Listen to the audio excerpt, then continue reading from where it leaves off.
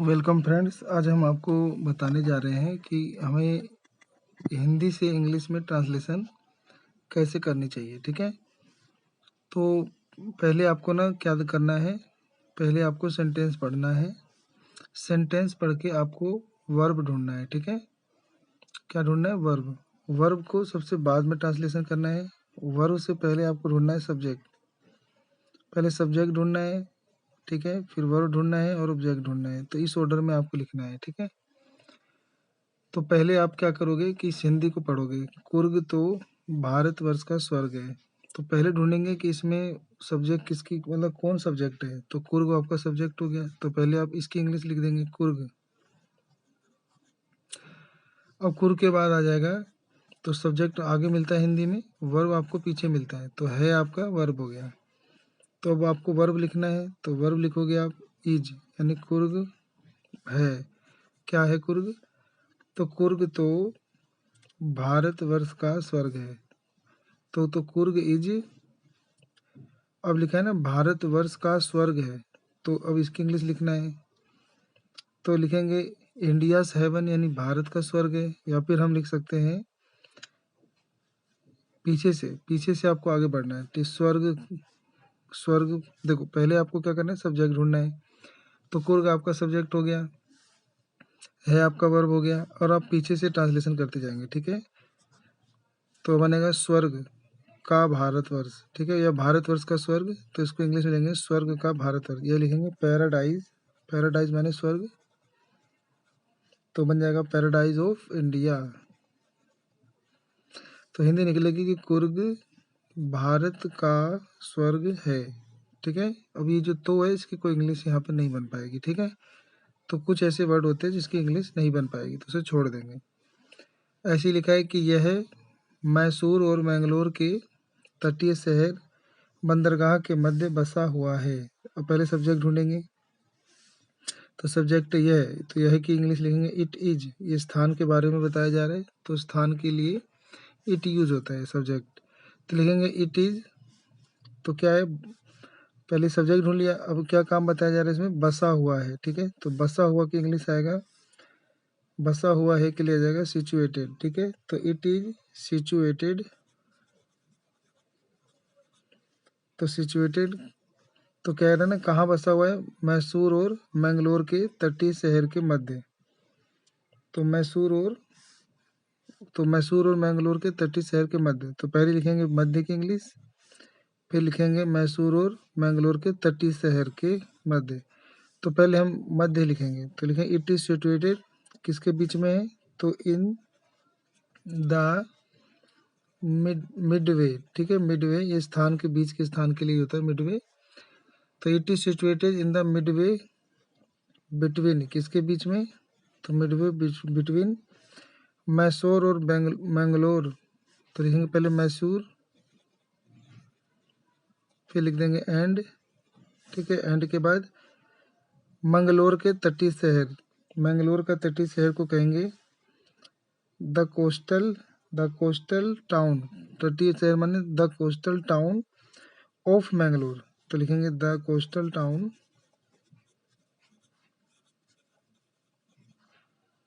Of Mangalore. ठीक है, ऐसे बनेगा। अब हिंदी बनाएंगे, तो it is situated in the Midway between Mangalore and the coastal town of Mangalore. ठीक है, ये मैसूर और ये मैंगलोर। ठीक है, अब अगला बनाते हैं, यहाँ पर युद्ध प्रिय जाति और सुंदर महिलाएं रहती हैं। तो पहले यहाँ पे सब्जेक्ट कौन है, तो यहाँ पर, तो यहाँ पर का तो कोई इंग्लिश होगा नहीं, तो इसको भी इट से लिखना पड़ेगा। तो लिखेंगे कि इट इज। ठीक है, इट इज यहाँ पर रहती है, रहने को हो जाएगा इट इज इनहेबिटेड। इनहेबिटेड माने रहती हैं, निवास करती हैं। तो कौन रहती हैं, तो यहाँ पर युद्ध प्रिय जाति और सुंदर औरतें रहती हैं। तो युद्ध प्रिय को बोलेंगे inherited by a proud race of, proud race of, युद्ध प्रिय को बोलेंगे प्राउड रेस ऑफ, युद्ध प्रिय जाति, तो इसको बोलेंगे मार्शियल मैन, ठीक है। और कौन रहती है? सुंदर औरतें, तो लिख देंगे एंड ब्यूटीफुल वुमेन, तो लिख देंगे एंड ब्यूटीफुल वुमेन। अब बोला यह क्षेत्र कॉफी संपदा, जंगल और मसालों के लिए प्रसिद्ध है। तो यह क्षेत्र, तो अब यह क्षेत्र की इंग्लिश बनाएंगे, तो लिख देंगे यह क्षेत्र की कि दिस एरिया, तो दिस एरिया अब प्रसिद्ध है बोला है ना, तो लिखेंगे दिस एरिया इज फेमस, तो ये एरिया फेमस है। तो किस लिए फेमस है? तो कॉफी संपदा, तो लिख देंगे फॉर कॉफी स्टेट माने संपदा, ठीक है, कॉफी स्टेट्स। फिर किस लिए है? तो जंगल यानी कोमल आगे लिख देंगे फॉरेस्ट, फॉरेस्ट एंड, और किसके लिए है? तो एंड मसालों के लिए, तो लिख देंगे एंड स्पाइसेस, तो स्पाइसेस मान हो जाएगा मसालों के लिए, ठीक है। फिर अगला है कि हम कुर्ग रेल, सड़क और वायु मार्ग द्वारा पहुंच सकते हैं। तो वी माने हम, सकते हैं, तो वी कैन, पहुंच सकते हैं, तो हो जाएगा रिच। तो क्या ये मॉडल्स है? तो वर्ब की फर्स्ट फॉर्म आएगा, तो वी कैन रिच, हम वहाँ पहुंच सकते हैं। कहाँ पहुंच सकते हैं? तो कुर्ग पहुंच सकते हैं, तो वी कैन रिच कुर्ग। तो कैसे पहुंच सकते हैं? तो साधन है पहुंचने के, तो बाय यूज होगा, तो बाय माने द्वारा, किसके द्वारा? रेल, सड़क और वायुयान, तो रेल, रोड एंड एयर, तो लिख देंगे रेल, रोड एंड एयर। सड़क द्वारा हम वहाँ पर, मतलब सड़क द्वारा हम वहाँ पर मैंगलोर होकर जाएंगे। तो सड़क द्वारा हम वहाँ पर मैंगलोर होकर, मतलब बेंगलोर होकर जाएंगे। तो यहाँ पे अब लिखेंगे सड़क द्वारा यानी बाय रोड, तो बाय रोड, तो हम यानी वी, अब जाएंगे, तो यानी हो जाएगा we will go, we will go, we will go there माने वहाँ, तो वहाँ पे जाएंगे देयर फ्रॉम, वहाँ पर बेंगलोर जाएंगे। तो we by road we will go there from Bangalore, ठीक है, तो बेंगलोर लिख देंगे ठीक है, बेंगलोर। तो सड़क द्वारा यानी बाय रोड, हम माने वी, जाएंगे यानी विल गो, वहाँ पर यानी गो देयर माने वहाँ पर, ठीक है, बेंगलोर होकर, तो लिखेंगे फ्रॉम बेंगलोर यानी बेंगलोर से होकर, ठीक है, या फिर थ्रू बेंगलोर भी लिख सकते थे। अगला लिखा है कि कुर्ग के लोग अतिथि सत्कार एवं सम्मान देते हैं।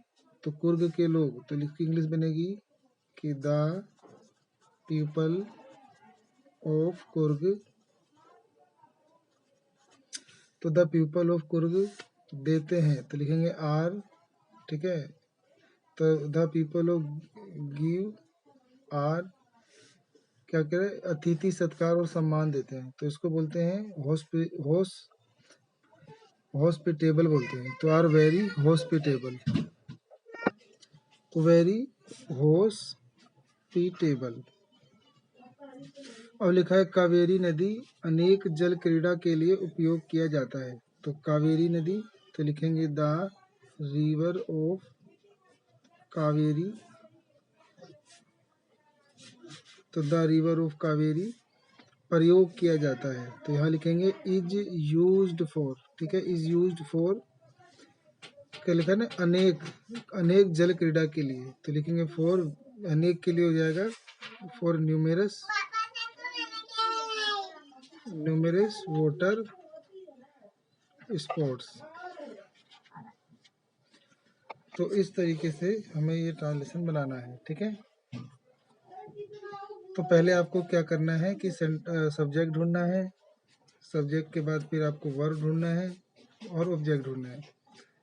तो पहले आप हिंदी पढ़ोगे, उसमें सब्जेक्ट ढूंढोगे, तो जैसे कुर्ग, फिर वर्ब ढूंढोगे है, तो उसकी इंग्लिश लिख दोगे। अब बीच के जो वर्ड है उसको पीछे से या फिर उनके मीनिंग के अनुसार लिख दोगे। तो कुर्ग तो भारतवर्ष का स्वर्ग है, तो Coorg is paradise of India हो जाएगा। ठीक है, तो ऐसे ही आपको ऑर्डर में सेंटेंस बनाना है।